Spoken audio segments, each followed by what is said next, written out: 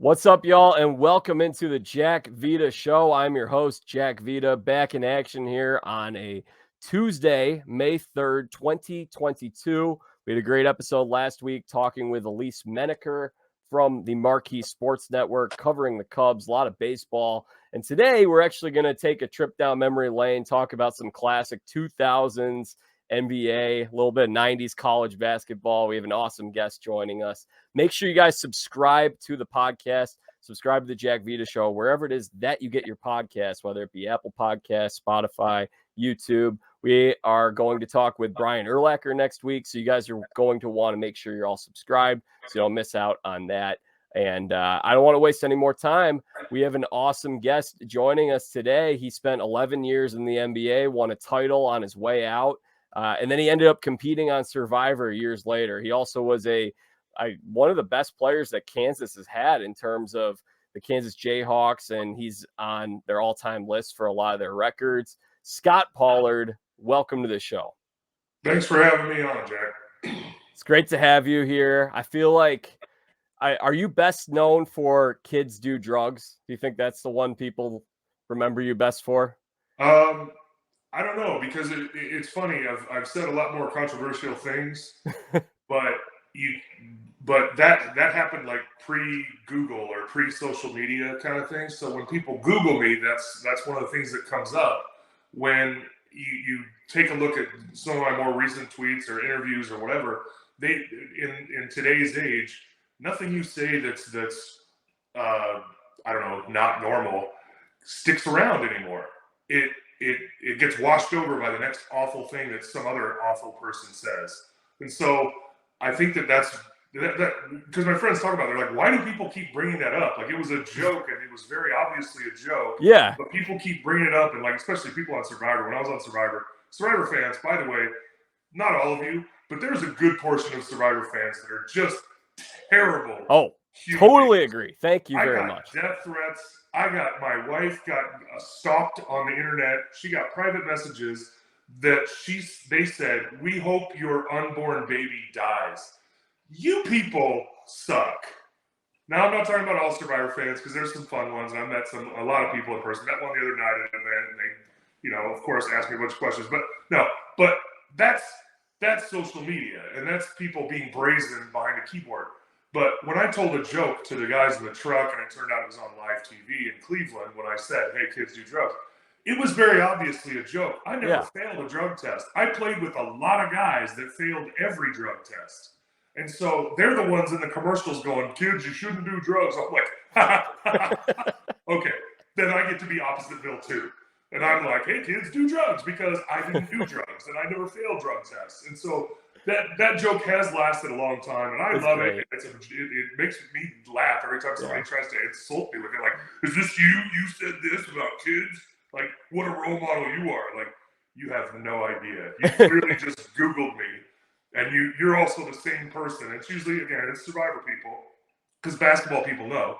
And Survivor people, they Google me, and they're like, "I played just as much as you did again to get that NBA championship ring." Yeah, it's because I had career-ending surgery. I played until I literally was not allowed to play anymore by the medical staff. Have you ever done anything like that? A little harder than Survivor. Yeah, no, I for one thought it was hilarious, and it's still one that me and my friends will reference and joke about. So I'm 27, Scott. So I grew up the era watching basketball when you played. And I love that era. But I want to circle back before we talk about that. You mentioned just these crappy Survivor fans. And I'm glad you bring that up, because that's just social media, right? That's just, did you notice something different about the fan base of Survivor versus the social media fans of the NBA, or do you think it was Survivor exclusively? NBA fans, when I played, there wasn't the social media that exists now. So it was always in person. I can imagine that there's probably NBA fans that give players death threats because they didn't hit the winning shot. So I can imagine there's a fringe part of NBA fans that are like that also. But for my timeline in my life, my NBA insults were in person. And of course, being the court jester that I was, I always won. There was never a time where a fan would get the best of me and piss me off. So I was always just like, I had an insult ready to go back to him because I was quick-witted and I could always go back to the fan in person. On social media, again, people Google it and they watch a reality TV show, and I'm again surprised that there's that many people that think it's real, that think that everything we do and say is sequential in real life.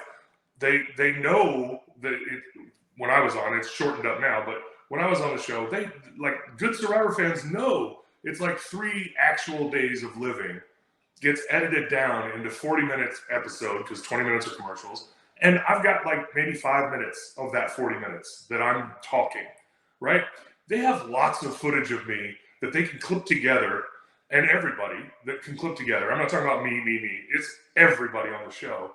And I give speeches about this because I do speeches for wherever, a lot of people hire me to go talk to them about team building or self-esteem or having a championship mentality, helping your other people, coworkers, everything, whatever. And one of the speeches I give is I specifically use that 3 days edited down to say 15 or 40 minutes. In your last 3 days, Jack, have you done something smart, something stupid, something goofy, told a joke that didn't play? Oh yeah. There's 3 days of your real life. And when you go into a business meeting or you go into work, are you going to let people think about you the worst 40 minutes? Or are you going to make sure that you're trying to keep that 40-minute edit of your life while you're at work in a positive frame? And it's something that you can control because it's real life. It's not somebody else behind the photo booth splicing the footage like, oh, okay, he did this reaction, but we're going to put it in this completely different scenario because it makes it look worse or it makes it look better, makes them look smart, And so that's the part that I had a problem with on Survivor. And again, I got it. I got my money. I got way further than I thought I was going to get. I don't regret it. We had a baby because of it. My 4th kid is because I was on Survivor and we were apart. My wife and I were apart for the longest we'd ever been apart. And I got back off the plane. I was like, we're having a baby. And she's like, hey, we're having a baby. So we both were like crying when I got my phone back. And it's because of Survivor. So would I do it again? No, because I don't need to. I already did it. I don't tend to repeat things. But it's not because of any other thing other than I did it and I don't really feel the need to go back. It was a fun experience. And so I just want people to know, despite those tiny fraction of tiny, gross keyboard warrior Survivor fans that really aren't the fans of the game, because if they really understood reality TV, they would understand that people that are cast as the villain, like I was, I'm memorable. How many other Survivor cast members do you remember 7 years later after their show aired? There's not very many that people keep harassing 7 years later. So I take it as a compliment. I mean, some of them are off the charts, and so I just block them, which is hard for me. I usually don't block people. But some of them I just go, you know what, you're not even a real person. You're probably 12 years old, and I don't insult children. So I just block them and move about my day. Yeah, you had a good response to someone the other day where I noticed you said, like, I don't believe you're a real person. Otherwise, I'd invite you into my house and we could have a real conversation. But you're probably not real. I love that. I thought it was great. Yeah. Well, those are the people that they assume that because I like certain tweets that I feel a certain way. I have friends on both sides of that subject, and I have children in that community. So people that want to have a conversation on social media about it, they're not going to get the story. And so that's where I say, and no one's ever taken me up on it, Jack, surprisingly. Those haters, those people that come at me on the keyboard, they never ever say, they never email me, because my email's right there in my profile. Anybody can email me at any time. I responded to your email. And anybody can email me at any time and take me up on my challenge to come to my house. My wife is an incredible cook. That's why I'm fat. She'll go dinner. We'll talk about it, and we'll discuss. I guarantee you that you will enjoy your time here, and you'll come away smarter. And I will too. It'll be a mutual experience. But again, these people don't want to grow. These people they want to know what they think in their head is getting verified. They don't want to learn from somebody else's experience. They don't want to hear anything. They just want to say. So you're telling me that the 5'5", 50-year-old guy in his parents' basement doesn't want to come meet a 6'11" NBA champion? No, not one person has taken me up on it, and the invites go out almost weekly or monthly. So yeah, I think it's funny how if you look at these people, the keyboard warriors, if you look at their profiles, it all says like love everybody, hate has no home here, be so kind to everybody, and they're the ones that are spewing the most hatred. And I will say, Jack, I have run into some of those people in person. Like I've been insulted online and actually run into that person, and they admit, like, hey, just want you to know, like, can I get a picture? But also, I was the one that said that, and please don't hit me. I'm like, I'm not a violent person. They're usually the first ones in person that come up and go, can I get a picture? Can I get an autograph? And so that's why I usually don't come down too hard on people. I just go, man, they're super fans, and they say something, but then in real life, people happens every day, every single day of my life.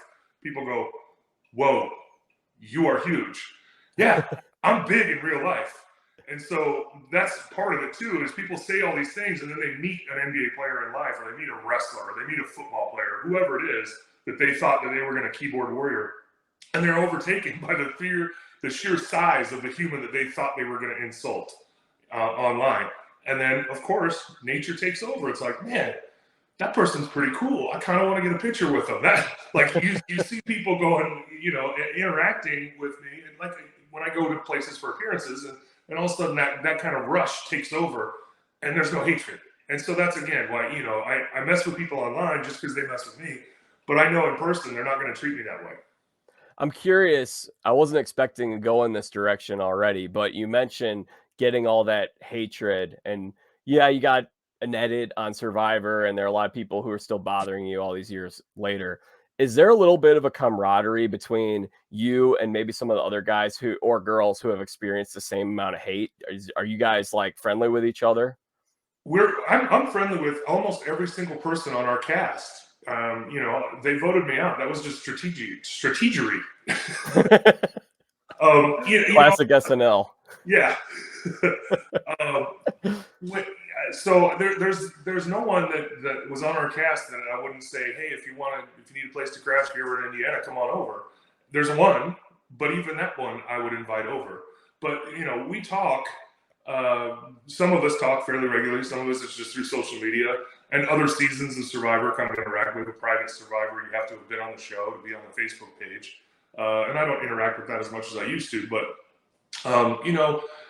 there is some camaraderie there. There is some of that behind the scenes. But and again, I hope people are still listening about this, because I had a freaking blast on Survivor.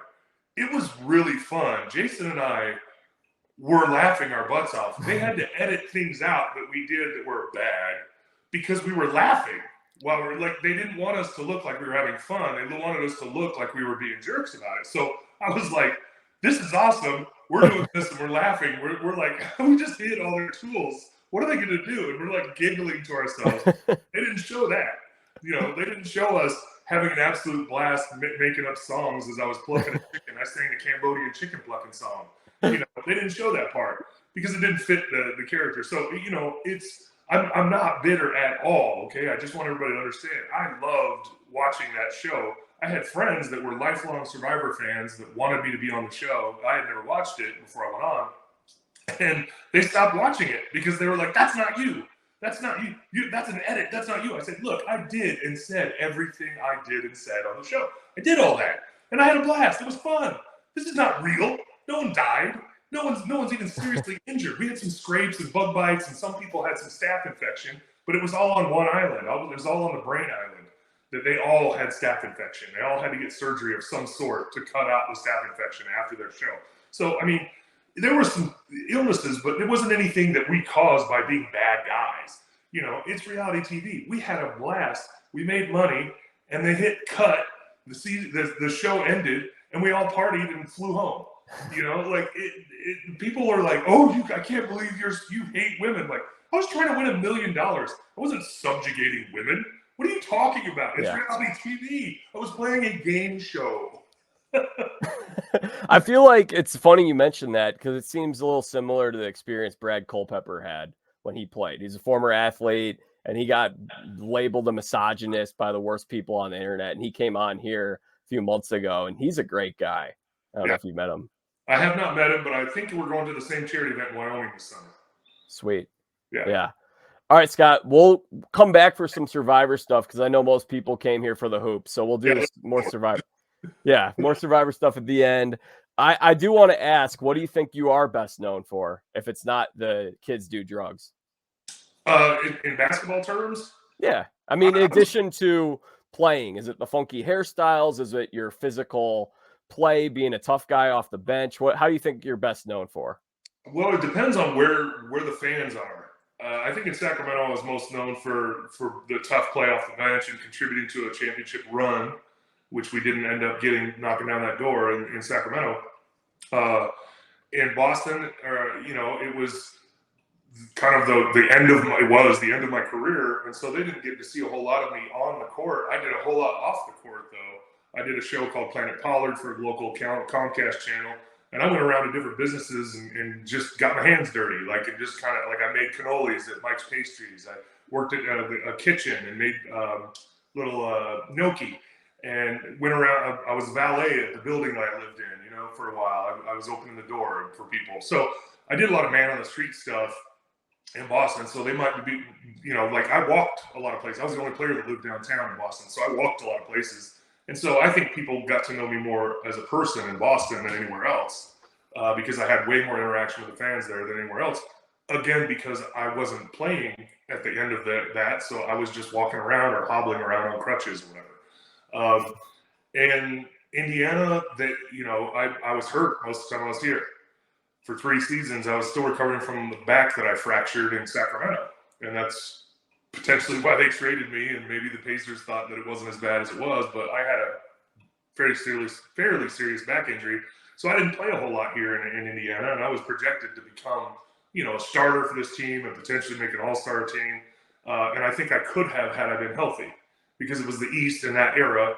I think I had a chance, but I wasn't healthy enough to play, and I didn't get my play didn't match with Jermaine O'Neal's very well, so they swapped in Jeff Foster. And Jeff matched better with Jermaine, and that's fine. That worked out really well for them.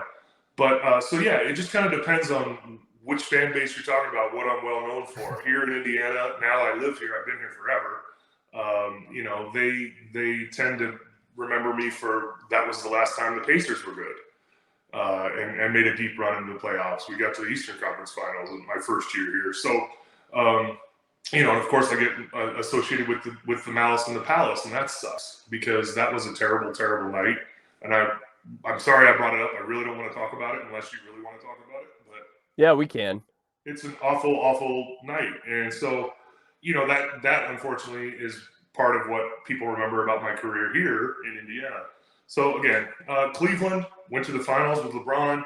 Everybody that finds out I played with Cleveland and played with LeBron, that's the first question. What's he like? I didn't play with Michael Jackson, but it's pretty much the same thing. Like if you were Michael Jackson's bass player for a year, that's how well I know Michael Jackson, right? Like I don't know LeBron. He was 24 at the time or whatever. We hardly interacted unless we were on the court or in the locker room.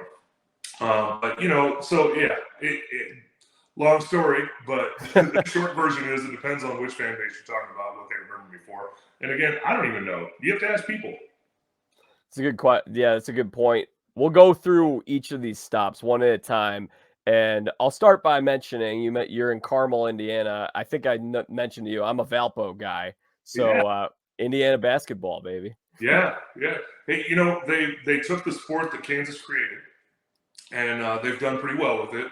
They like to consider this the birthplace of basketball, and I think it's cute. But I have to remind everybody that's a Hoosier.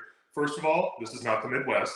It's not 1803. There's 50 states now. We're east of the Mississippi. We're in the Eastern time. This is not the Midwest. Okay, first of all, that's your geography lesson. Not you, Jack, but anybody's listening. And second of all, the first head coach at the University of Kansas was the inventor of the game 124 years ago now. And he's the only one. We've had 8 head coaches. Bill Self is head coach number 8. And the inventor of the game is our only coach that had a losing record. So pretty impressive. Kentucky talks about Adolph Rupp. Personally, there's some issues there, but they named an arena after him, and that they consider him the godfather of Kentucky basketball. he coached at Kansas first. He learned how to coach at Kansas. Dean Smith was on our 1952 championship team. He didn't play, but he was a Kansas Jayhawk. So the roots run deep for other programs that are blue blood programs now. So anyway, I'm sorry. I get off on that because that subject, because that's my Jayhawks, man. We just want to still kind of flying high off of that. Yeah, how about them Jayhawks this year? 4th national championship. Pretty fun ride for you, I have to think. 5. Yeah. My bad. This was number 5. In fact, yeah, I think it's 5. It might be 6, but anyway. I thought it was 52, 88, 2008, and then 2022. There are some of we had 2 in the era where they weren't the NCAA champions, but they were the whatever it was called champions. So of course Kansas counts those, but other people don't. Indiana doesn't because they want to have more championships than us. Fair. No, that team was a heartbreak team at times. You could see the flashes of brilliance at times, and Bill Self's teams are never the best in November, and that's what I love about it. They always get better. It's frustrating to watch sometimes. Everybody was on David McCormick to get better. I was one that his freshman year, I was like, he's way better than Doak, the previous center, Udoka. And he is. He's more skilled than Doak. He can shoot, he can pass, he can dribble a little bit. He can block shots. He has better timing.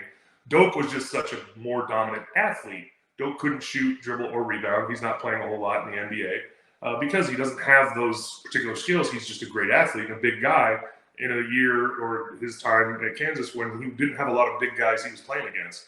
David had some big guys he was playing against. Baylor kept bringing in 7-footers. Texas kept bringing in 7-footers.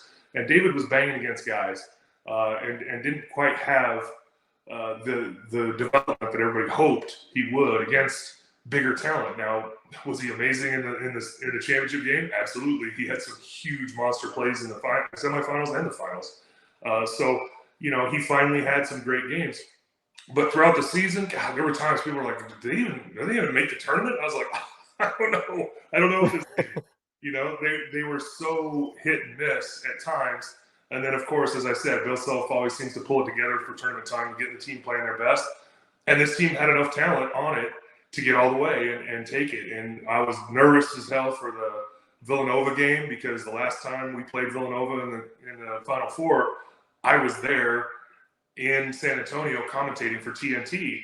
And so leading up to the game, everybody was like, "You're not going, are you?" I was like, no, I'm not going anywhere near the Final Four. I even had to tweet it out. I was like, "Jayhawk Nation, I'm not going. I promise you. I want nothing to do with this. You are not blaming me for this." And so we won. And so now I'm going to be like, next time we go to the Final Four, am I going to allow back? Is it cool? Guys, can I come?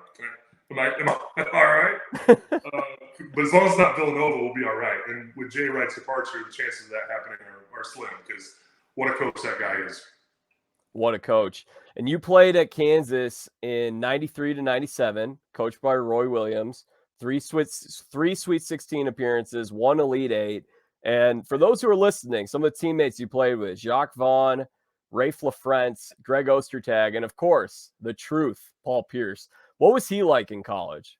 We called him Bambi when he got there. He was only 16 when he got to campus his freshman year. He turned 17, I think his birthday's October or something like that. So he was really young, and he was just all elbows and knees. It was like Bambi on ice. You guys are young. You probably haven't even seen the original Bambi, but I have. Okay. Well, good. Thank you. Thank you for being that one guy in your age group that's seen Bambi.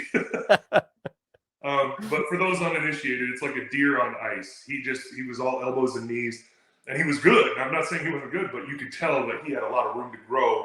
He had to grow into his body, and we watched it live. I mean, just watching a guy turn into a superstar live was quite a treat. But, Jacques Vaughn, Rafe LaFrentz, Paul Pierce, and myself, we were the starting 5 my senior year, all of us first-round picks. And Jared Hass was the one that didn't get a first-round pick. He played all season with his broken wrist our senior year. And that probably hurt his chances because, it's hard to shoot with a broken wrist.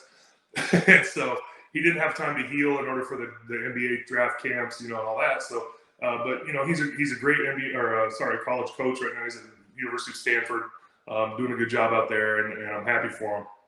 But the reason I mentioned those guys is, I was like the 7th option. I played behind Greg Ostertag. I came off the bench for 2 seasons behind Greg Ostertag. and then I only started my junior and senior year. And without trying to sound like I'm patting myself on the back, but people are like, well, you were just a role player. Yeah, I was. But I scored over 1,000 points in Kansas behind Greg Ostertag for 2 years, Rafe LaFrentz taking every shot he thought he could possibly take, and then more. Paul Pierce stealing all my rebounds.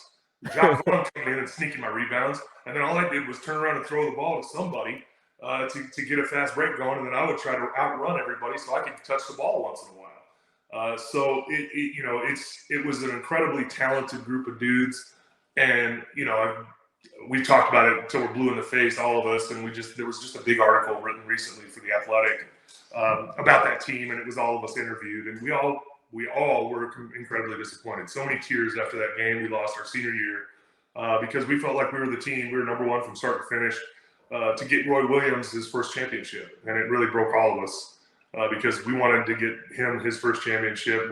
He deserved it. And we felt like we had earned it. Jock came back for his senior year. He was projected to be a lottery pick after his junior year. Then he broke his wrist going into our senior year. And so Ryan Robertson stepped in, who also became a teammate of mine for a year in Sacramento. I mean, we had NBA talent coming off the bench on that team. Billy Thomas played for we had a couple short stints in the NBA. He was our backup two guard behind Jared Hess.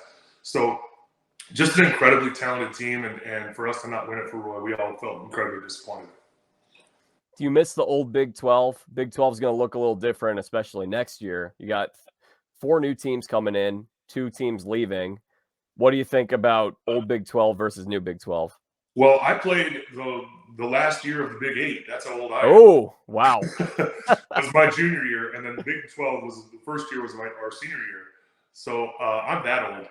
I do miss the Big 8. I miss the original Big 12. My opinion is Kansas needs to jump and get into the Big 10 like yesterday.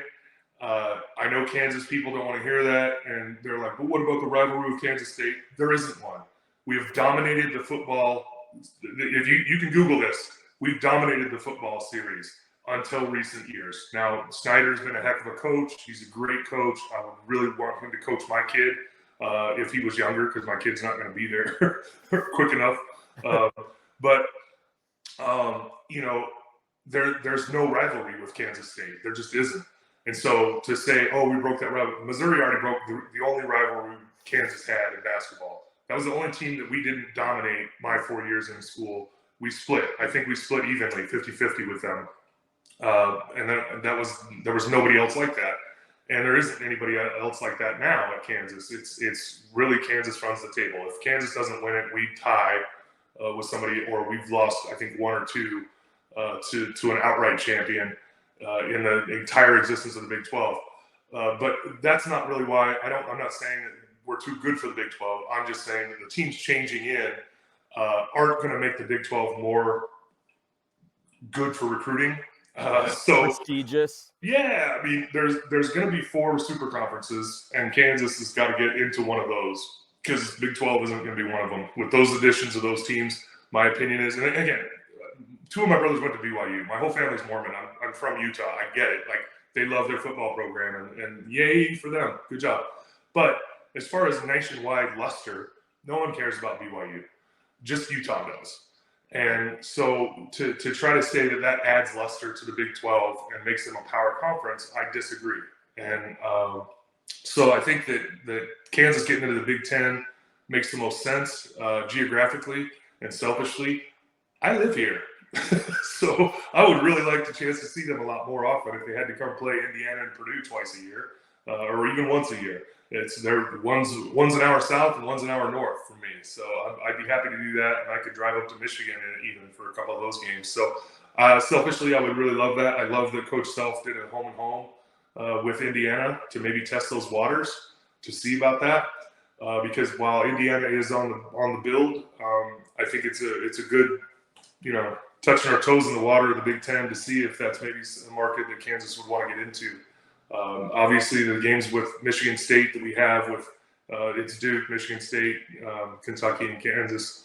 We do that every year. That's a little bit of it too, but that's an SEC school and an ACC school. But the Michigan State games always seem to be good. So I'd like to see Kansas jump into the Big Ten. I would love to see that too. I think that would be I mean, that would make an even more awesome basketball conference. I think you're, yeah. And I think that our football team is on the. We've been saying it for 20 years. I get it, but this coach, I really do believe in, and I do believe that we've got things headed in the right direction for football, so that we wouldn't be going into the Big Ten and going over like we've been doing over in the Big 12. I think that we actually are getting some talent, getting some players, getting some consistency in our football program, and we could, not immediately, but quickly compete with the Big Ten football side of things. And basketball brings a lot to the table. So I think we're an attractive university. I think we're like number 27 in income in the whole of all Division I colleges, and that's pretty incredible considering our football program doesn't do that well. So I think that conferences should be clamoring for Kansas. Be great to see. All right, so you get drafted by the Pistons, and you're only there for a year. We won't talk about really the Pistons unless you got anything interesting from that experience. I'm used to playing with people that are not me. I'm used to play, but when I got there, I was the only white guy in the locker room besides Doug Collins, and so I was in there, and Rick Mahorn was great, man. One of my best friends. I love that guy. We haven't talked in years, but I know if we ran into each other, we would just hug it out and just have a great conversation. He's a great dude. He was my guy. He bullied me all year long, gave me the rookie hazing, taught me a lot about footwork and how to play in the NBA. But yeah, it was a learning experience for me in Detroit. I didn't do much on the floor. I thought I was more ready for the NBA, but I butted heads with Doug Collins so much. I just started thinking I wasn't NBA material. I did not like the way he wanted me to play a certain way, and I was like, well, coach, this is how I play. I played this way my whole life. I'm going to try to change. I'm going to try to be what you want me to be, but this is how I play basketball. And he kept telling me, oh, you want to be a freak? You want to be this? I was like, what are you talking about? He was challenging my manhood, and I was like, I just want to play basketball. He's like, why do you paint your nails? I'm like, they're not painted. Just that was last year. That was in college. This is now. Let's focus now. I'm a man. You're a man. Let's play basketball.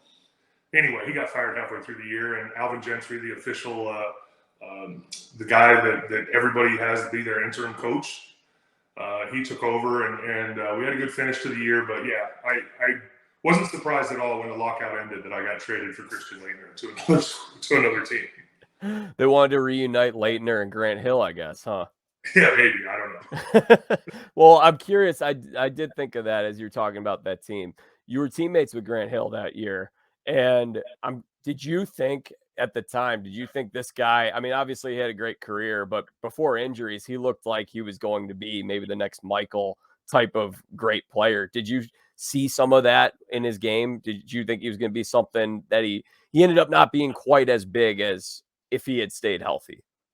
I totally agree. I think that his ankles definitely slowed him down from being great. He still was great, but I loved playing with Grant Hill. I learned a lot from him as well. His parents were great people. They were really nice to me through my rookie year there. And the thing about Grant was he was so gifted.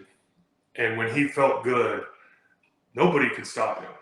Like there wasn't, because he was so long. That was the thing is Michael was 6'6", Grant was 6'9".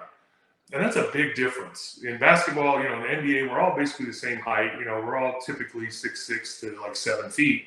So when you have somebody that's like Grant Hill, before LeBron is 6'9" also, but Grant Hill could dribble, pass, shoot, and just fly when he was healthy. And so, yeah, he had all the tools to be one of the all-time greats had he not had the bad injuries. And so, I don't think he looks back on it with disappointment. I think he had a great career. I watched him be great, and I was always cheering for him, even when I was not on the team with him. But, that's definitely one of those coulda, woulda, shouldas. I played with another one of those guys, Chris Webber. I think Chris in Sacramento, had he not had his bad knee, could have, like, I say it, and people say, you played with LeBron, but Chris was the most gifted player I ever played with. He could do everything on a basketball court when he wanted to and make it all look easy. And he's another one. I would put them both in the same category. Two of them that could have been maybe one of the greatest, if not the greatest of all time, had they been healthy. That's very interesting. I wasn't expecting you to go in that direction in terms of Chris Webber being the most gifted player that you ever played with. Well, he made everything look so easy. You know, when I played with LeBron and I watch LeBron still, he's a brute. He physically enforces his will on people, which is an incredible talent. Also, I'm not trying to take anything away from LeBron, but Chris had the finesse. Chris could go around people. He didn't have to go over people, and probably because of his knee, he had to learn that skill. And in our era of the play, you could hit people. You can't hit people now. Back then, you could hit people in the 90s and the early 2000s. You could hit people. I was one of the guys that hit people. Yeah. I know this. And so Chris had to figure out a way to be athletic and fly past people with a bad wheel, but he could also he could pass that ball. You thought he was going to the basket, and all of a sudden it's Magic Johnson time, and it's behind his back, and it's a perfect pass to whoever. And so that's where the passing, shooting, rebounding, blocking shots, Chris could do every single thing on a basketball court, and his face never changed. It was effortless for him.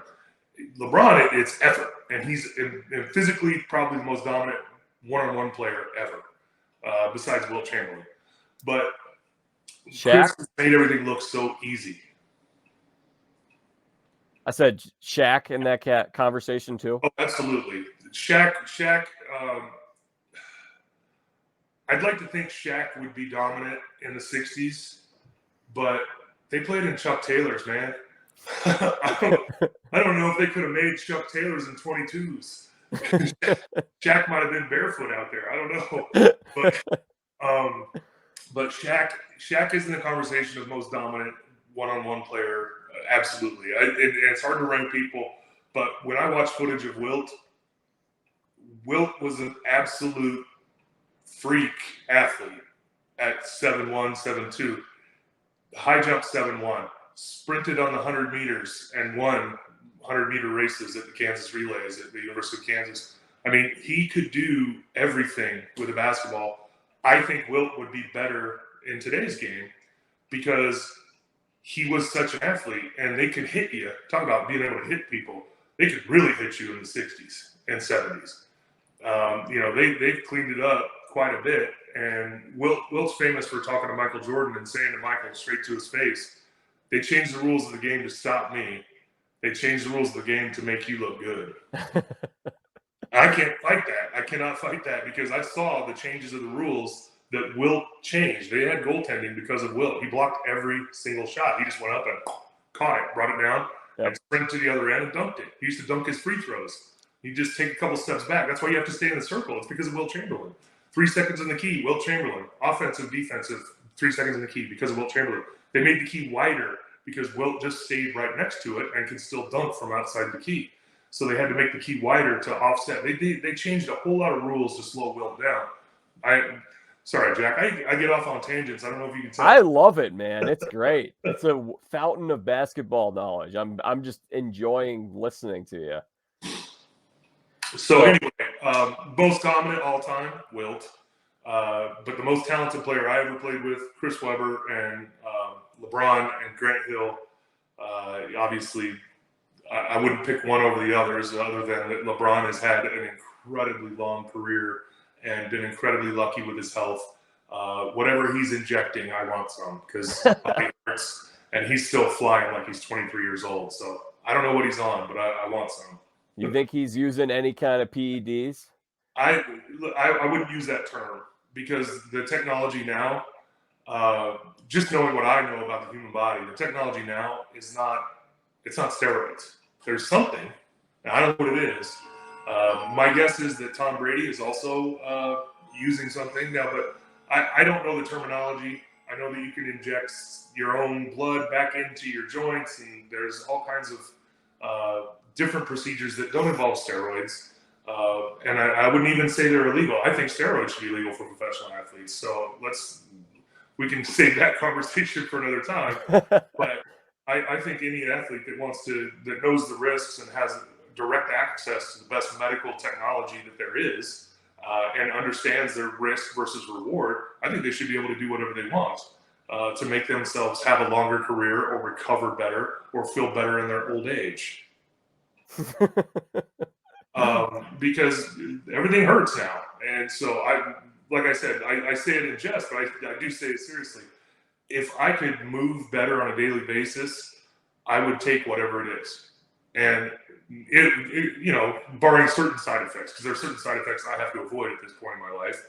But so yeah, I believe that there are things out there, treatments, remedies, whatever, that make people recover quicker. Just like steroids, they make people bounce back faster. And that's really the argument in the NBA. I will leave other sports out of it, but in NBA, it's not really about strength. The steroids aren't making anybody stronger or faster or more athletic or jump higher or shoot better. It's about recovery. And that is it. It is 100% about recovery. If something you can put in your body makes you recover faster so you can be back to 100% quicker or the next night, then yeah, that should be legal as long as it doesn't kill you. And so I find it very difficult to believe that players like Tom Brady and LeBron, and there's probably some others that you could count on that have had 20-year careers in professional sports.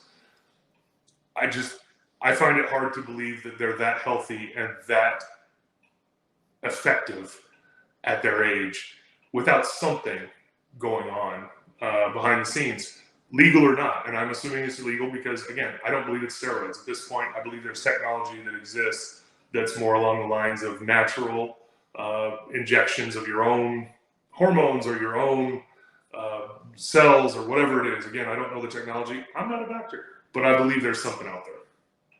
Scott, so then you get traded. Excuse me, 1 second. Sorry. So you get traded over to the Kings in 1999. Or sorry, no, you get traded to the Hawks. And then you get waived by the Hawks, picked up by the Kings. And then, yeah, you talk about just how that's a fan base that really appreciated you, adored you, had a love for you. What was that run like those 4 years with that team? It was literally from the bottom to the top for me personally. That was my third team in 2 years. I got traded to the Atlanta Hawks, never played a game for them, got cut, knowing that I was signing with the Sacramento Kings because they gave me a warning. The Hawks were like, look, we're only keeping 12 players on the active roster and you're not one of them. So we can cut you or we can try to test the NBA rules on this. And I said, hold on. My agent called around. And he said, there's 4 teams that want you right now. I think the best bet is Sacramento. So I went back into the Hawks. They cut me. I go to Sacramento. I met them actually in Philadelphia on the East Coast swing. And so I played my first game for Sacramento Kings in Philadelphia. And it was crazy, though, because, yeah, I was at the bottom. I was thinking, well, all right, I'll go back and finish my master's and become a teacher. You know, I was already planning my post-NBA career because I was just a few credits shy of my master's when I graduated from Kansas. I was going to be a high school social studies government teacher, history teacher, and that was my backup. And so when I got to my third team in 2 years in Sacramento, I'm going, well, all right, I've got this contract plus next year because the Hawks had to pay me my third year of my rookie contract. They cut me, so that contract was guaranteed. So I knew I had one more year coming, but I only had that short season contract with Sacramento. And so I'm just kind of making post-NBA career plans in my head. And I'm just like, well, I guess I'm not an NBA player. And I kept working, and I kept working, and I got an opportunity finally. Cracked in the lineup, had some success against Karl Malone, had some success against Shaq, and again, right place, right time. I can't say that if I was in the East still at that point in my career would I have stuck around. I think it had to do with the fact that Tim Duncan was in the West, Karl Malone was in the West, Shaq was in the West at that time, and I was a guy that could go in and mess with these big guys. And then Yao Ming comes into the league, and I could mess with him too. And so I think that's where I kind of got my value as an NBA player, because finally I got a place that understood the way I played basketball, let me play basketball the way I play. And it also fit within the team framework of, we're just going to get you guys the ball and put you in good scenarios and let your talent take over, because we had Jason Williams, Mike Bibby, Tony Delk, then Bobby Jackson, John Barry. I mean, we had so many pieces out there. Hito Turkoglu. I'm talking about the bench guys besides Jason Gerald Wallace, another one. Huh? Gerald Wallace. Yeah. I mean, he was a rookie, and we could talk about Bambi and seeing greatness in somebody. He was exactly just a taller version of Michael Jordan, in our opinion. And, he didn't there was something missing, and we never knew what it was. There was just something that he just didn't get over that hump to become an absolute legend, but he had all the tools to become one. But we had so many different pieces in and out of that framework that came in, helped us get better, and then they tried to upgrade or try to keep him around depending on the chemistry of it. But I mean, literally, yeah, from the bottom, me thinking, okay, I'll just go back and get my teaching degree and I'll be a teacher. And I already had bought a house in Kansas that I could afford based on what I was making at that point. So I wasn't living beyond my means. And that was home in the off season anyway.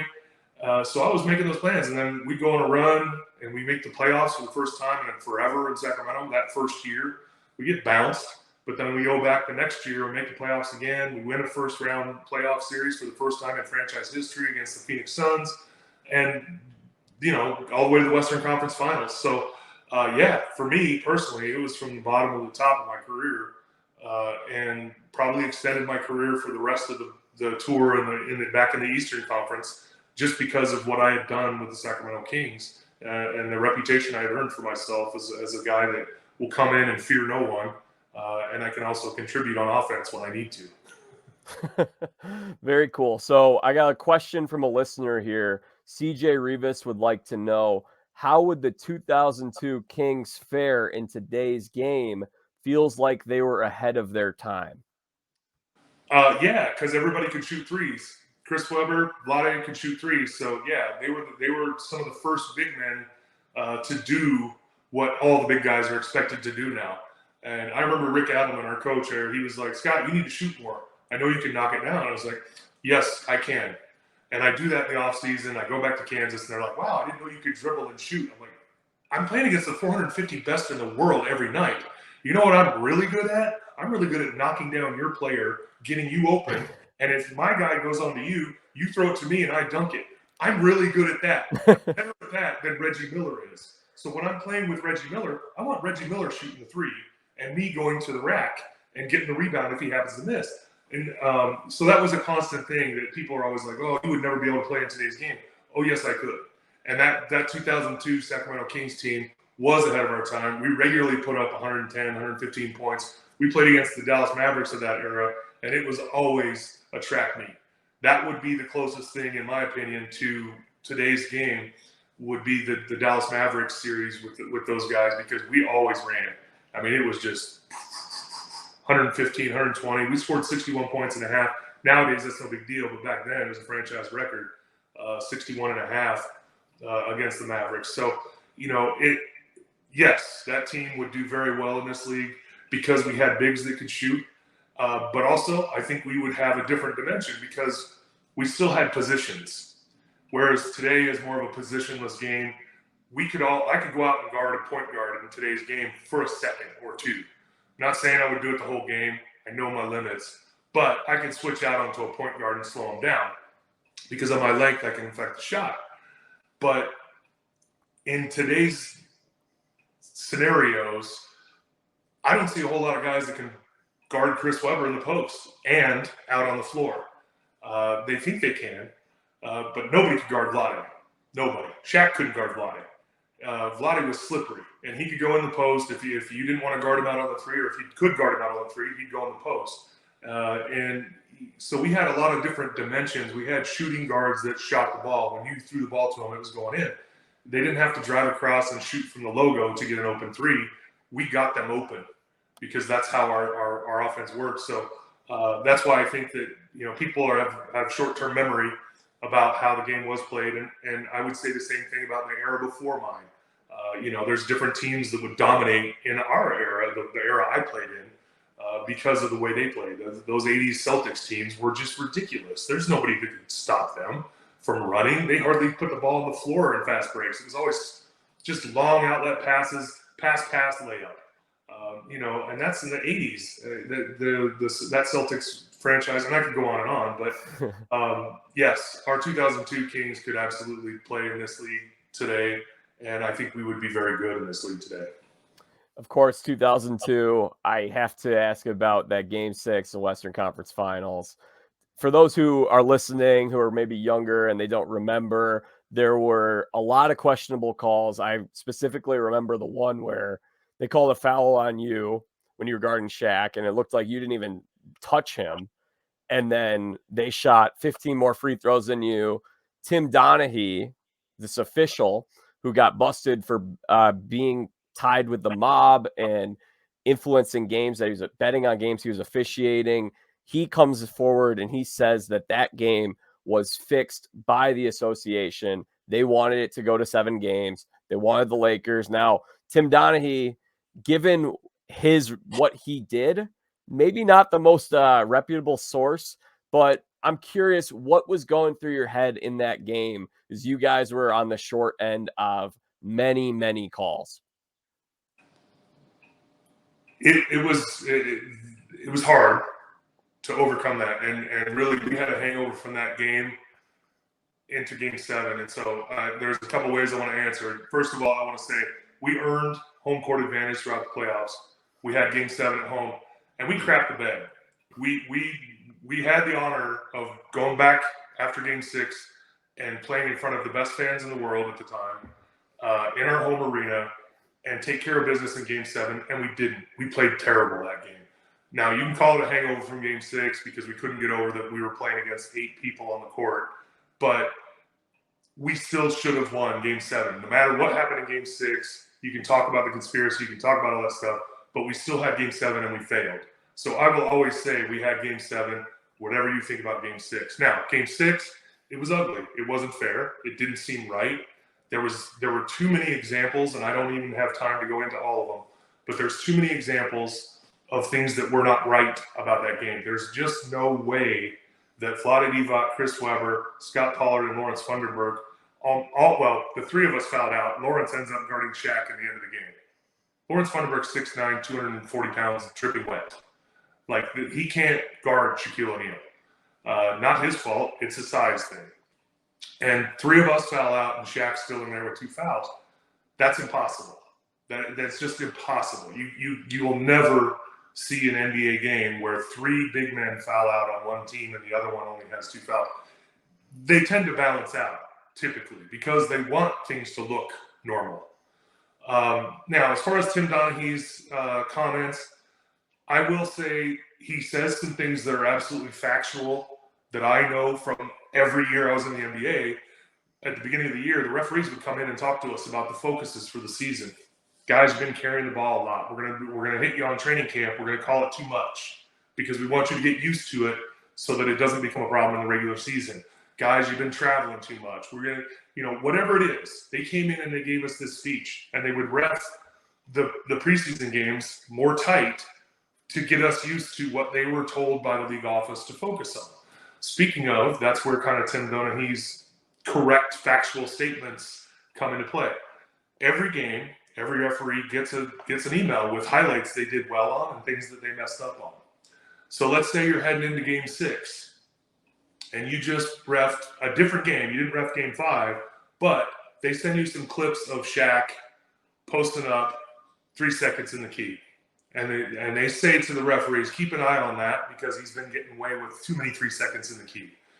You go into Game 6, and all of a sudden Shaq has 3 turnovers in the first half or the first quarter because it's in your head. It's not the NBA saying, hey, make sure the Lakers lose, make sure that the Kings win. It's them saying in a very legal and defendable way, well, look, we showed video evidence of Shaq spending 3 seconds in the key too many times, and that's all we were doing is trying to keep our referees accountable. So they can defend themselves. The NBA league office can defend themselves against any allegations of impropriety because that's a matter of practice among the Referees Association. They do that every game. So again, when you plant a nugget in a human's mind, and you happen to have the correct referees that are used to getting those nuggets and taking that cue from the league office, I get what's going on here. They don't have to spell it out. They don't have to say, make sure the Lakers win so we can go to 7 games. All they have to do is say, the Kings big men have been fouling a lot of people lately. Keep an eye on that. And all of a sudden, Chris Webber, Vlade Divac, and Scot Pollard foul out in one game, which has never happened before or since. And that, would you say that is corrupt or not corrupt? Look, as I just tried to explain. Mm-hmm. I don't think it's overtly corrupt, but I also believe that there are factual policies in place to hopefully guide series into 6 and 7 games, because that makes more money. So I wouldn't say, yeah, the mob controls it, but I think it's good for every single NBA owner if every single series goes 7 games. And as long as the correct team wins, what's the harm in it making it go 7 games? It's just that in 2002, the correct team didn't win, or did they? Because the Nets were waiting on us, and nobody was watching the Nets that year. No. Not their fault, but nobody was watching the Nets. And as the Kings, one of the smallest markets in the NBA, playing the Nets in the NBA Finals, going to get the ratings that the Lakers and the Nets are going to get? No, they aren't. So then you can start going in the conspiracy road, but I don't do that. Right. I just talk about what I know factually. Those NBA referees get emails before and after every game, things they should focus on, things they should have done. And this is straight from them telling us every single year in the preseason that is how they are operating. And so that right there tells you it's really easy to put a nugget in a human's mind going into a game. I should probably keep an eye on this. That's not overtly trying to control it. It's covertly putting a nugget in a human's mind, and humans make mistakes. Do you think there's any of that in Survivor? Oh, absolutely. It's reality TV. So the way they get you in Survivor is the testimonials. That's the only time you're alone with the camera rolling. And it's the only time a producer talks to you. No other time are you spoken to other than you're locked down because there's no cameras on, so they call it lockdown.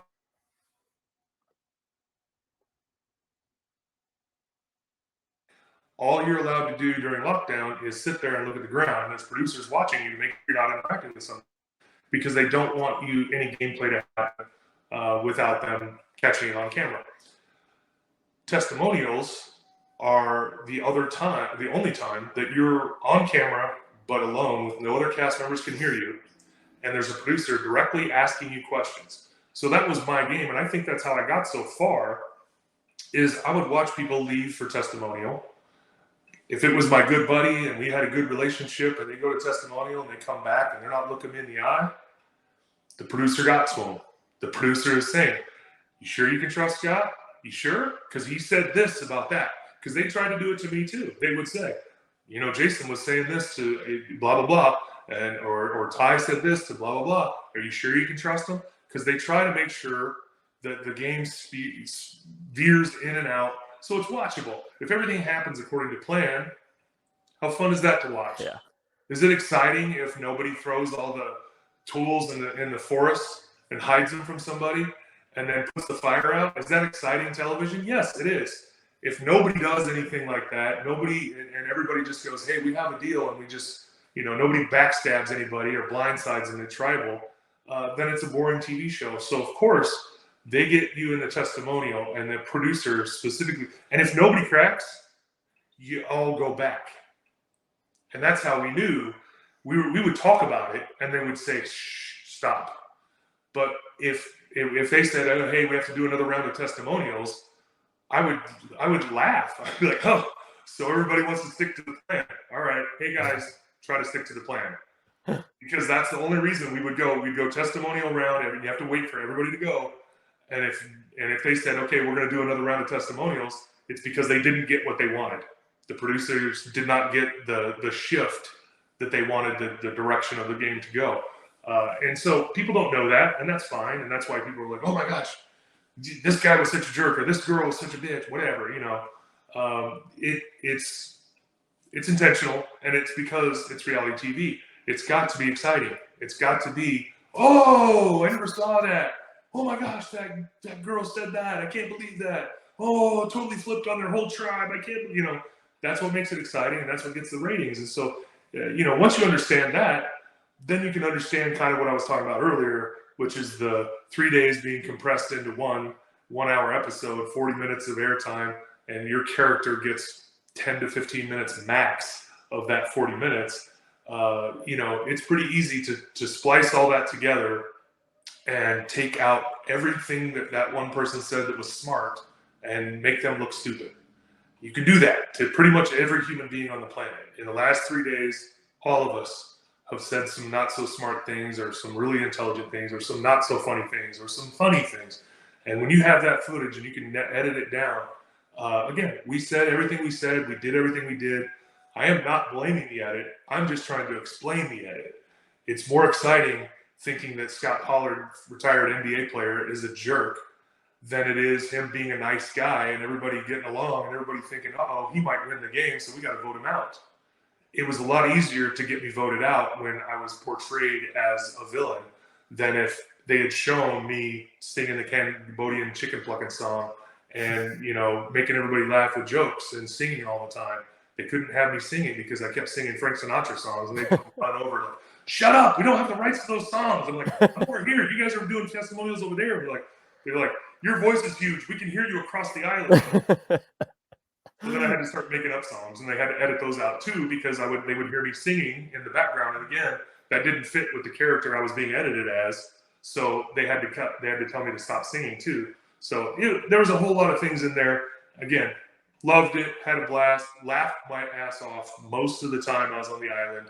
Never was in fear of actual sickness. Never was in fear of actually dying, nor was anybody else. There were some tough times, but some of us have been through way worse stuff and actually lost people that matter. And so when you're talking about me being on an island in paradise and being paid to be there, I had an amazing vacation. I lost 46 pounds in 28 days. I need to kind of go on the Survivor diet right now. I could use that. I can do that too, man. I would love that. I'd just love to fast forward 40 days. I'm 20 pounds lighter. That'd be great. But I want to ask you, so you get traded over to the Pacers in the Brad Miller sign and trade deal. You mentioned that you were hoping to start and maybe be an all-star, and then you had the injury issues. Now, Reggie Miller, I'll give you something other than Malice in the Palace, and maybe we'll get into that if it comes up. If you want to say anything about it, we can. But I'll give you something else. Reggie Miller goes on Dan Patrick's show a lot. I hear a lot of Reggie's thoughts. He's been a very prominent voice in the NBA for a long time. He will take it to his grave that your Pacers team would have beaten the Lakers in the 2004 finals. Do you feel that's the case? 100%. And I think that the part of the reason he feels so strongly about that is he feels like the loss to Detroit was on him. He had a chance to dunk a ball and he laid it up, and Tayshaun Prince came and blocked it, and that forced Game 6. We could have taken a 3-1 lead, I believe, or maybe that closed it out. I can't remember, but it was an instrumental play. And Reggie, at the time, him and I were pretty close. We used to go to dinner on the road and talk a lot because we were the older guys on the team, and we didn't go out. And so, but I know he took that really hard. And then, because Detroit ended up winning it, and then the next fall happened. That's why the next fall happened. Rick Carlisle was the coach of the Detroit Pistons before they won the championship. He felt like he got his career there cut short, and that was his team. Like, he built that team, and then they win a championship, and then they come here and they beat us here and win the championship against the Lakers or whoever it was that year. And so the next fall, in the fall of 2004, we're playing them. We're playing the returning world champions. And Rick Carlisle wanted to send a message because we were better. We were still better, and we got Steven Jackson, which made us even better. And he wanted to send a message. There was no reason to have starters in the game that late. The only reason was to send a message, to try to beat them so badly. The game was out of hand. There was no reason Ron Artest and Ben Wallace should have been in the game. If they had just put in subs, like you do in every other NBA game to save your starters, you put in subs in a game that's out of hand, the brawl doesn't happen. I'm not putting it on Rick Carlisle completely, but both coaches could have said, hey, let's tap the brakes. It's over. I'll take mine out if you take yours out. And the brawl never happens. And what could have, would have been had that night not happened. And that's the part that I hate, because The reactions of everybody, while I don't think they're justifiable, I think they're understandable. I don't think you can turn yourself into a victim because you ran up into the stands and started attacking normal-sized people just because they threw something at you. I abhor violence. I cannot stand that people think, oh, I'm just going to put my fists up and start hitting people for no reason. You didn't attack me. I'm not attacking you. I'll defend myself, but nobody attacked me. So I didn't have to defend myself. Thank God. I didn't want to.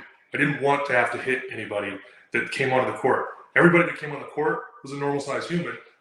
And to my comment earlier in the podcast, this is what I saw from every fan that came onto the court, because we're bigger in real life. And they didn't want a piece of that. Nobody does. They think, oh, yeah, I'm going to go down there and beer muscles. And all of a sudden they get in person. It's like, oh, you're literally twice my size. Good. And that was the reaction to everybody. And still they got hit by giants. So that's the part that I hate, that all of that happened as a result of something that should have happened that didn't, which is subs go in, starters go out. Pacers still win, but the game ends in a normal fashion, and there's no worst fight in NBA history. So last thing on the Malice at the Palace, we'll move on. We won't do too much on this, but I'm curious because I know you didn't play in that game, right? You were sitting on the bench, Yeah. and you were injured at the time, right? Yeah, my back. So what was when all this was going on, what was your role? What were you trying to do? Were there certain guys you were trying to get and pull out? What were you doing?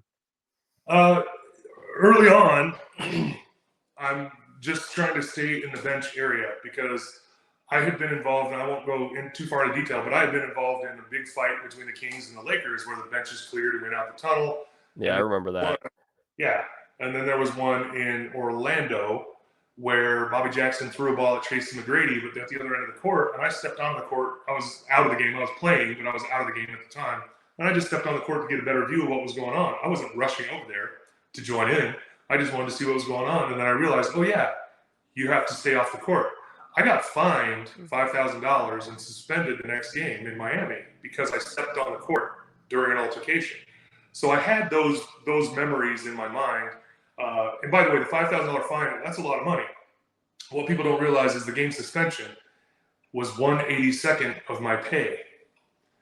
That's a big number for me. So that meant that I couldn't go to the game in Miami. I'm sitting in a bar with Vlade Divac. We ordered a Corona because we had to sit in the bar in Miami and watch the game. We can't go to the arena. And I ordered a Corona that night, and me and Vlade toasted our Corona and said, man, this is the most expensive beer I've ever had in my life. 5,000 plus 55,000 was what I ended up spending on that Corona because I couldn't play in the next game because I stepped on the court. So to answer your question about the Malice in the Palace, that's all I'm thinking. I'm not spending my money to go see what's going on in this childish brawl that's going on because somebody ran up into the stands to attack a normal-sized human. I'm not spending my money doing anything other than playing basketball or taking care of my family. So I earned it playing basketball. I'm not going to give it away to punch a human. It's just dumb. I left a lot of clubs and a lot of bars throughout my career, throughout my life, because I know that there's always going to be that one drunk person that's going to come up and sucker punch me. Because if I fight back, look at Mike Tyson on the airplane recently. Mike was being good. Mike wasn't doing anything to that guy. And that guy's harassing him in his ear. You know what? You mess with a bull, you're going to get the horns. And that's the thing. I've left a lot of those scenarios over my life and my career because I'm not going to spend money to punch a human, to embarrass somebody, or to hurt somebody. And I know I can do it because I'm a big, strong guy. And so that was my mentality. First thing, things start going crazy. I'm like, I'm not spending my money on this. I've already spent too much money. $55,000 fine, or $5,000 fine, but one game pay back then. And I was making more money at this time. And so I was like, I'm not spending my money on this. I'm not going to go punch somebody. I'm not going to go on the court at all. And then when they finally called the game, that's when I said, all right, let's go. And I just started shoving people towards the tunnel because they realized they couldn't get the game to finish. There was no way they were going to get the court cleared with players on there and players in the stands. So then it was like, all right, we're going to call the game. And that's when we just started rushing out. And I pushed guys. And then David Harrison, I saw jump up into the crowd. He grabbed a chair and hit somebody. And I got beer and popcorn dumped all over me on the way out, threw my suit away, didn't even try to clean that because I didn't want that memory. But yeah, it was a terrible night. And my mentality was at first, don't spend money. And then when there was no security ever, then it was like, all right, do I really need to start defending myself? Is it a situation where I'm actually in danger now? And again, nobody came up to me. They came up to guys that had their fists like this. That's who they came up to. They didn't come up to me. I'm just standing there, and they're looking at me like, I'm not messing with that guy. And then the next guy's like this and attacks them. Nobody threw a punch at Jermaine O'Neal first. Nobody threw a punch at Ron Artest first. Nobody threw a punch at Steven Jackson first. No one threw a punch at David Harrison first. They were all antagonizers, and that's what I hated about the Netflix special. And I love those guys. I have no problem with them. But I had a problem with the Netflix special when you're trying to say you were a victim in the situation that you instigated. You started it. Yes, somebody threw something at you. Absolutely. Your reaction was to run up in the stands and try to murder somebody, and you hit the wrong guy first. And then all hell breaks loose. So, yeah, I had a problem with the whole night. Again, I abhor violence. I think there's always a solution that can be done without resorting to that. And it has a lot to do with the fact that I was hit and manhandled quite a bit by my giant brothers when I was a little kid. And I know how it feels, and I don't want anybody else to feel that way. So again, that's my personal reason of why I'm such a pacifist when it comes to that stuff, because I know what it feels like to get hit and be held against your will, and it's not a good feeling. I don't want to make anybody feel that way. Scott, we've got a little under 15 minutes here, so let's do a lightning round here on the remaining questions. Last thing on the Pacers, Reggie's mentioned that during those Eastern Conference Finals in 2004, he had talked about how there was a little bit of an identity crisis with the team, where Ron Artest felt like it was his team, Jermaine O'Neal felt like it was his team, Reggie felt like it was his team. Whose team was it? Nobody's. That's the problem. That is absolutely true. And every NBA team has their two best players. Not every NBA team has a superstar. And there's only about 5 to 10 NBA superstars in the league at any one time. There's never 20. There's never 30. I'm talking about the guy that's going to give you those numbers every single night and can drag a team to being better all by themselves. There's only 5 to 10 of those in the league at any given time. And right now, I'd say it's closer to 5 than 10. But when you have 4 guys that all think it's their team, yeah, you're going to have an identity crisis, because the problem is you can only have one best player, and then you have 1A. You have number 1, and then you have 1A. 1A thinks he's 1, but acknowledges that number 1 is number 1. So he compliments 1A. If 1A thinks he's 1 and does not compliment 1, and then there's 2, 3, and 4 that all think they're 1, and they don't compliment, that's exactly what it is. That's every NBA player or every NBA team. It's the failure of role players to recognize that they're role players. And every single player in the NBA, besides those 5 to 10 superstars, is a role player. The guys that learn how that works early are the ones that last in the league. Because everybody is a role player. I don't care who you think you are. Once you get to the NBA, if you're not LeBron, you're a role player. If you're not Giannis, you're a role player. Maya. If you're not Shaq or Kobe, or you're not Michael Jordan, Scottie Pippen was a role player. He's a Hall of Famer, but he was a role player, and he got it. He was 1A. But when he went to Houston, he wasn't 1. He wasn't even 1A. And that's why it didn't work down there. They had Hakeem and Charles and Scottie, and they had incredible role players around them, but apparently something didn't work. Maybe it was just their age. But, yeah, sorry. I know what you said, lightning round. Yeah, it was a tough question. It was a loaded question. You play on the 07 Cavs, which are the team that was in terms of the new millennium, that's probably the most disrespected finals team. Whenever anyone talks about it, it's LeBron put that team on his back. He elevated the team to the finals. They're the worst team to ever play in the finals. How do you feel about that reputation of that team? Those are non-NBA fans that think that. Those are people that don't understand team sports. Every basketball fan, every real basketball fan, knows what our record was. I think we won 55 games that year. We had the best record in the East. LeBron didn't do all that by himself, and LeBron will tell you the same thing. It's a team game, and if we had been on the verge of not making the playoffs and all of a sudden LeBron goes on a 5-game tear at the end of the season and we get into the playoffs and then he drags us to the NBA Finals, that's one thing. We had the best record in the East that year. That's not one player. That's not even two players. That's a whole team. And so you can call, again, we were all role players. And we all fit our role. We had a bunch of old guys like myself that were at the end of the bench. Daniel Marshall, David Wesley.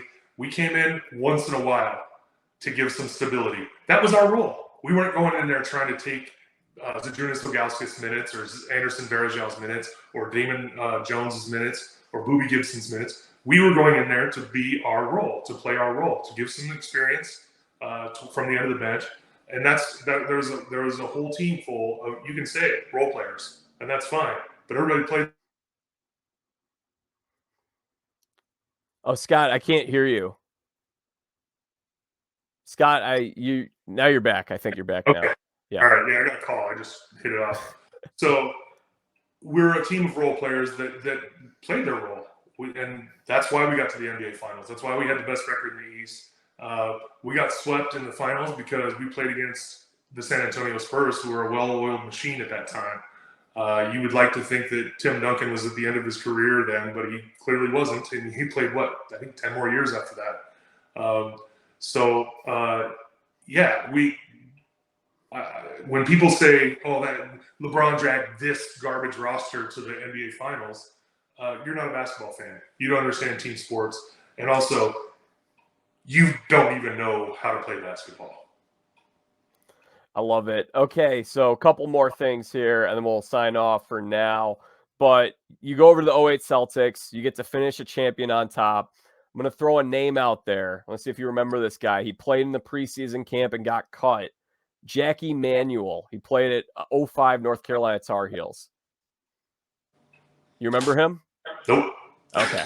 That's fine. Well, he coached at Valpo when I was at Valpo, and what he said was after every preseason, after every practice, Kevin Garnett would get all the young guys around his locker, and he'd tell stories for about 30 minutes, 40 minutes, and just give advice to these young guys. That was just a team full of so many characters. That had to be a lot of fun to be a part of, I would think. Kevin was one of those guys. Reggie is also in the category of guys I hated playing against. I hated them both until I was teammates with them. And it's because they're competitors. It's because they don't back down. They're bullies in their respective way or manner of being a bully. And Kevin was a guy that you wanted to be on his team. I didn't like Kevin personally off the court, but it's just because we're from way different areas. We're from way different things. We have very different interests. But I love being teammates with Kevin for many of those reasons that you mentioned, the stories, but his relentless pursuit of making sure everybody was held accountable. You know, he was there early. He didn't say, get here early and stay late. He got there early and stayed late. He didn't just talk. He walked the walk. And that's what I love about Kevin. And I wish that we had played together longer. I wish that I had a healthier body at that stage of my career, that I could have stuck around or at least played with him earlier in my career. But it wasn't meant to be. But yeah, just a great teammate, great example on the court of how to be a good teammate. And talk about being a role player.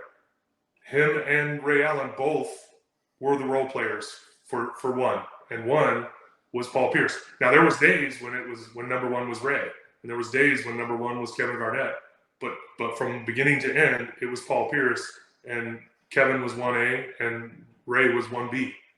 And that's why it worked for us, because they played a role. And you can't have three guys. Look at the Lakers this year. Great example. Absolutely. Okay, last thing I want to know, Scott.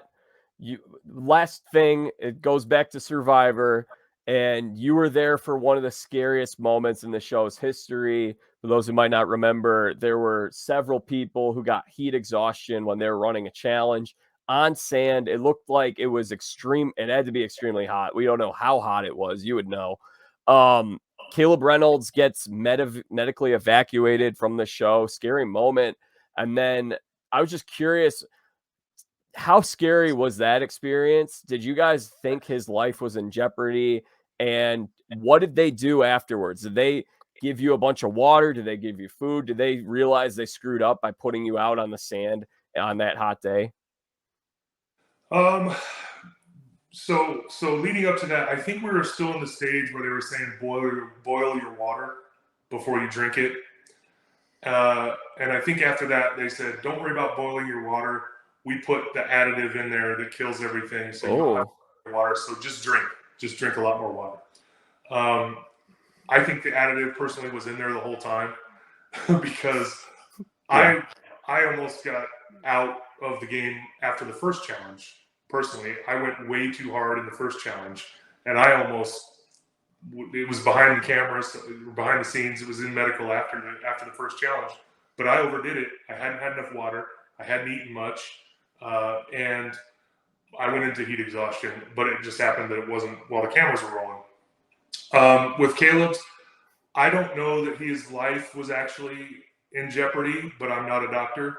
I can't speak for what he was told. There were so many people crowding around him, pouring water on him. And I heard, again, I don't know. I heard he never even went to the hospital. I heard that he just got back to camp and went home. Like he didn't even stay because, you get voted out and they keep everybody in quarantine. Yeah. I heard that he didn't even go to the hospital. They just put him on a plane home after he recovered. But again, I don't know that. I wasn't with Caleb. I was still in the game. But that's what I heard. I heard that he was never really in true jeopardy of dying. But it did make a great episode. He was out of the game, and so skipped the tribal council. We ended up not really getting hurt because we lost that challenge, but they lost a player. Beauty Tribe lost a player anyway, so we ended up not being hurt because we would have lost another player if we had gone to a tribal for that. So. Good for me because I was in every episode, and I was at every tribal council except for the one where Brains went and voted out Liz. So, selfishly, I'm kind of bummed I didn't get to be at every tribal council because, we took pride in every loss. Yeah. As a bronze tribe. We loved losing. We just kept on doing it. We were the best at losing. So we wanted to keep that streak alive, and unfortunately, Brains beat us one time in the losing department. So we didn't get to go to tribal once. All right, Scott, you and I both got to run now. I want to thank you so much for coming on. Before we go, I want you to give you a chance to plug anything you're working on, any projects, charity, social media. Go ahead and just tell us what we could be checking out. Well, I'm always doing something with charitable organizations locally. I just hosted the Carmel Gala on Saturday night. I emceed. I didn't host it. And that benefits the Carmel Youth Assistance Program. That is a great thing for at-risk children in our area. People think, Carmel, if you know Indiana, Carmel is known as kind of a wealthier community. But there's still at-risk youth here. There's still kids that go to bed hungry. There's still kids that can't get a ride here or there, don't get to participate in after-school activities because they can't afford them. And what do those kids end up doing? Well, they do stuff. They do illegal stuff. Yeah. And so if you can keep kids busy and give them the support that they need, and it was a big deal to me, this one specifically, because I was one of those kids. I grew up in Del Mar, California. I was not a wealthy kid like all my friends. I did get bored. I did not get a lot of after-school activities. My parents were working, doing their best. And so for me to have had something like that, might have kept me from being arrested as a kid. But that record seals, so that's all I'm going to say about that. But now, there will be another one coming. We're going to Wyoming this summer. Dawn and I, my wife, and I, we're going to Celebrities for a Cause. This year it's mental health awareness, and that has got a big lineup of celebrities. If you can look that one up, it's incredible. I'm like, there's going to be more celebrities than people attending. It is a huge list, and there's a couple Survivor athletes, John Rocker, and like I said, I believe the other guy you mentioned is going to be there as well. Culpepper. Culpepper, yeah, I believe Brad is on the list. So there's that. But really, my wife and I are realtors here in Carmel, Indiana. We sell houses. You can go to our website, thepollardrealtors.com. We're revamping it. Don't give us too much crap about our website right now. We're revamping it. We're rebranding. But we're selling houses here. So if you want to sell, now's the time. Give me a call. And what's your social media? Scot Pollard 31, 1T, SCOT, Pollard, POLLARD 31. That's my Twitter. And on Instagram, I'm at Scott P31, just my first name, P31. And Facebook, you can just look me up by my name. For some reason, Instagram won't verify me, but I'm verified on Twitter, so you know it's me. And Instagram, I don't have many followers because I don't think a lot of people believe it's me, but it is me, Scott P31. The same thing on Facebook. I have to accept you as a guest on Facebook or a friend on Facebook, whatever that is. But the rest of them, you can just follow. I don't block out people. Even if you don't have anything nice to say, it's hard for me to block you unless you do something really stupid. Well, Scott, it was an awesome time talking with you. Thank you so much, and we'd love to have you back maybe next year during college hoop season. Sounds good. Thanks for having me on, Jack. All right, y'all, that does it today for my conversation with Scot Pollard. What a treat he was. So many great stories, so much interesting stuff about the old NBA from the 2000s. It was really interesting because I feel like if you were to take a snapshot of that era, Scot Pollard was there for a lot of those huge moments, those Kings-Lakers series, Pacers-Pistons, Malice at the Palace, 2 different final series later in the 2000s. And I just love talking with him. That was a lot of fun. And, of course, he played Survivor too. Okay, so guys, if you liked today's episode, make sure you subscribe to the Jack Vita Show on YouTube, Apple Podcasts, Spotify, Amazon, wherever it is that you are listening to this podcast. Hit subscribe. Leave a 5-star review on Apple Podcasts. We're going to be back soon next week with Brian Urlacher for what should be a very fun conversation. And also, you guys can follow me at Jack Vita Show on Twitter and Instagram and Facebook. Until our next episode with Brian Urlacher, I'm Jack Vita. Bring in the dance of the lobsters.